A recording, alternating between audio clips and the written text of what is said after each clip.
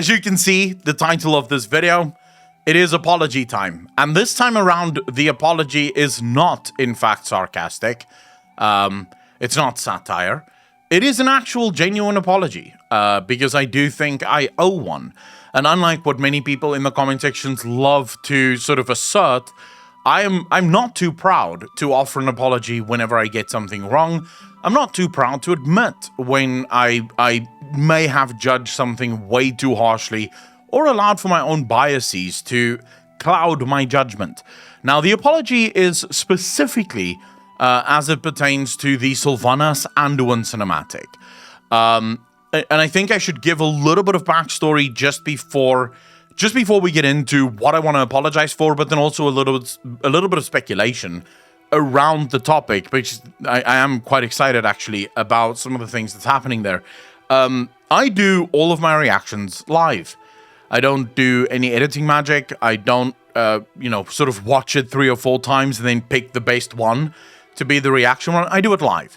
My reactions are completely live. Now, the problem with live reactions, they're very fun and they're very entertaining and most people enjoy them, but they're also live, which means you go into them with your own biases, and your own biases are very much going to cloud your thinking around something. So if you go into it with, I love World of Warcraft, you're probably going to enjoy the cinematic that you're about to watch, right? If you go into it, I really hate WoW right now, you're probably not going to like the cinematic that you're about to watch, unless, of course, it's mind-blowingly good and you just can't help yourself.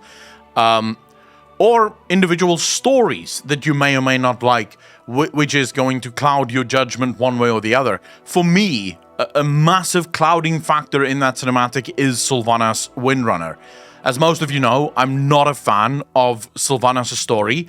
I'm not a fan of how Steve the Noozer specifically treated the Sylvanas story. And I think it should be said, though, I enjoyed Sylvanas' story at the start. I was well and truly on board with the burning of Teldrassil, because there were 2 ways that the start of that story could end. Only these 2 ways.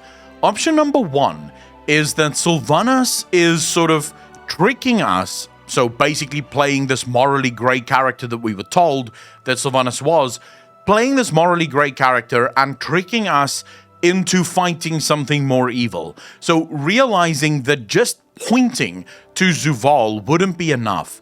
For us to truly take down Zuvul and stop this massive threat, we would need to be properly motivated. And Sylvanas took these actions, however dark and immoral and evil they may be, as a way to inspire us to actually, kill Zuvul, to actually take care of this massive threat. As time went on, of course, we know that became less and less likely with how the story was progressing, eventually finding out that Sylvanas was 100% on board with everything Zuvul wanted to do, and it wasn't sort of a double bluff situation. The other way that Sylvanas' story would have ended, and this is the 2 natural, logical conclusions to the story, the other way is with the death of Sylvanas Windrunner, right? That's the only other logical way the story ends. Noozer and his team decided to go with one of the most illogical ways for the story to end, and basically just say, nah, who cares, right? That's eventually the way that they went. They sort of wrote a weird little, a little side bit of Sylvanas' soul being split, but even with the soul split, a lot of things don't absolutely make sense within the soul split, and specifically how Sylvanas is reacting now, because we're told that this is not a case of there is a Banshee Queen and there is a Ranger General, but rather a case of they're both the same thing, but then they don't really treat it that way. The Sylvanas we constantly see is the Ranger General Sylvanas, right? We're not seeing the Banshee Queen elements within her personality, at least not at the moment. So there's a number of ways how that can be described, of course, but that's really where my biases lay, was in that, like, I'm seeing Sylvanas, I'm seeing this new Sylvanas that I really don't fucking like, and now I'm sort of watching this cinematic between, like, 2 characters that I don't have much time for at the moment. And as most of you know, I went off on Anduin Rin with what I now consider to be very misplaced and actually very uneducated takes on Anduin Wryn's character. Because Anduin Wryn's character is actually quite genius in that cinematic. And the way this came about is after I made the video and the video went live, or after I did the reaction and the reaction went live, something kept bugging me. I couldn't explain why, but I kept thinking about the cinematic and not feeling great about it. And at first I just thought to myself, well, screw that. Who cares about, I probably just didn't like the cinematic and it's still sticking with me. So then on the Saturday, I actually went and I watched the cinematic multiple times over. I probably watched the cinematic now about 40, 50 times at this point. The more I watched it, the more I realized it's not that I was unhappy with the cinematic, it's that I was unhappy with my take on the cinematic. And then it hit me. Anduin Wryn had spent all of his life, all of it, taking advice from other people. In Shadows Rising, there's a scene in the Dungeons of Stormwind where Anduin effectively has to make a decision. He listens to Gain and Gain's opinion. He then listens to Turalyon and Turalion's opinion. And all he gets to do is make a decision between who is the most important, who's the most correct in this instance. Anduin has never really been his own person. He's never really been his own king. He's considered to be a child still by most people, and therefore, and I think he knows this as well. I think he knows as well that he is still a child, and therefore he sort of counts on other people to tell him what to do, or at least give him counsel in some way, shape, or form. And then he just spent the last 2 years of his life not even listening to someone else's suggestions, but he had no ability to refuse the suggestions that were given to him. But more importantly, he was serving someone who was exactly the opposite of him. Someone who didn't question his own decisions. Zuvall knew exactly what he wanted. He knew how to go for it. And he did not care if whether or not he had to kill someone in order to let that happen. You remember the bit where Anduin sort of says he kind of liked it. All the darkness, all the killing, yes, it was bad, but a part of him actually kind of liked it. I think it's that part. I think the part of him that kind of liked it liked the concisiveness of Zuvall. The fact that Zuvall does not second guess himself. This is the end result. This is what we need, and this is what we're going to go for. And I love the idea of Anduin walking off into the Maw. Of course, as Apocalypse pointed out yesterday during the podcast, the Patreon podcast, what's Anduin doing right now? The sort of Sylvanas is in the Maw doing dailies. We know that. But what is Anduin doing there? Is he just walking around, just sort of wandering about, looking at things? He's not actually supposed to be there, right? He doesn't have an actual job there.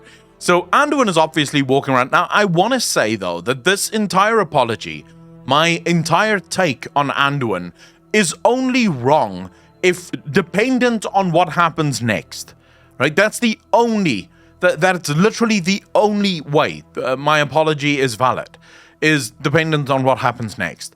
Because I believe that Anduin is going to find himself within the Maw. I think this is what Blizzard is sort of setting up in that cinematic. It is Anduin discovering his own voice, discovering who he wants to be in all of this, discovering the good and the bad of him, because that is actually an incredible sort of, it's a thing that's been missing from Anduin for a really long time, is that good versus bad. One of my biggest issues with Steve Denuza's writing is his bad guys are just bad, and his good guys are just good, which is really annoying because great characters are never so straightforward, right? Great characters will oftentimes have a lot of good, but then also a lot of bad, or a lot of bad, but then also a little bit of good within them. And I think this is what they're starting to do with Anduin. He still has that very loving heart and he wants to do the right thing. But as he said to Sylvanas, there was a part of him that really enjoyed what Zuvall made him do. There was a part of him that enjoyed this. And if they can build on that, if they can bring that sort of more nuanced Anduin to the table, the Anduin that understands that sometimes evil has to be done in order for good to win out at the end of the day. It also sets up a wonderful story with Turalyon, because remember, we still have the whisper of the Golden One claiming a vacant throne, and that the Crown of Light brings only darkness. The only question we have to ask ourselves within this is the Golden One Anduin, or is the Golden One Turalyon?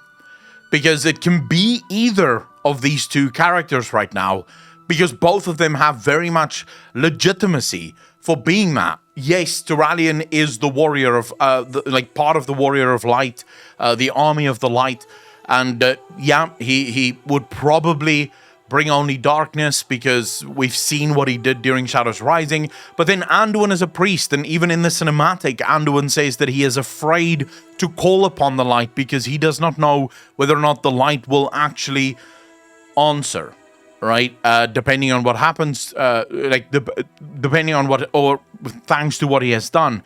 So it's going to be very interesting to see where Anduin's story goes from this point forward. And yeah, I was completely wrong. My judgment of Anduin was very much clouded by my judgment of Sylvanas and a prejudgment of what the cinematic ultimately became. And the more I watched it, the more I actually enjoyed it for the nuance that it provided. I still have my issues with the cinematics in general. I still think the Kalia cinematic was absolute dog shit, but that's due to me not really caring about Kalia Menethil. I still don't quite understand what the Seed is doing, but that was actually a very interesting cinematic with the Tear of Elune, the Seed. I'm not sure if I should trust what the fuck happened there, but we'll see. I have some speculation theories about that one. But yeah, ultimately, I wanted to apologize for that video. The video was way harsher on that cinematic than what that cinematic actually deserved. And I hope that makes sense. You know, I can get things wrong, especially when I do things live. It's difficult to always think of every single element in a live video. And yeah, that's my revised take on it. I think there's a lot of interesting stuff that can happen within that story. So yeah, hopefully you guys aren't too angry with me after that video.